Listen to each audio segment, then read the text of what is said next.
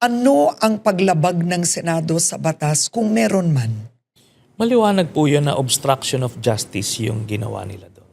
Kasi it was a valid warrant at ngayon, sinabi ng Korte Suprema na valid warrant yon, hinarangan yon ng Senado yung pagsiserve noon.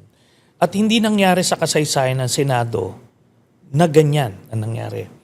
There are 3 instances na pwede ko ma-cite. Si Senator Enrile, noong 1990, nung na-implicate siya dun sa coup d'etat noon, sinerve yung warrant sa kanya while in session. After niya mag-privilege speech, inaresto siya.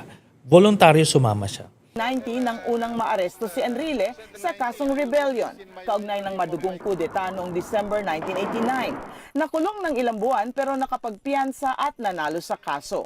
Then yung nangyari kay Senator De Lima, ganun din, inaresto, voluntaryo sumama. An arrest warrant against De Lima was issued Thursday for her alleged involvement in the illegal drug trade inside the National Penitentiary.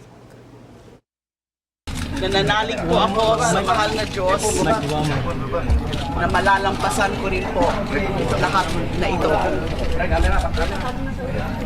Nasa bandang huli, lalabas po ang katotohanan at makakamit ko po ang hustisya. Inuulit ko po ngayon, inosente po ako, wala pong katotohanan, pawang kasinungalingan ang mga pinaparatang po nila sa akin. Ako, nung binigyan ako ng warrant, pinapasok sila, doon mismo sa may session hall ako inaresto while in session. Sumama ako.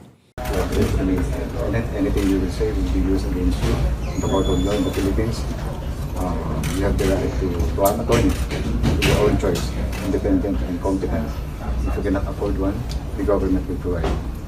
You understand? Yes, sir. Bakit ngayon hindi? What's so special about Bato na hindi applicable yung batas natin sa kanya? Ganun po yun.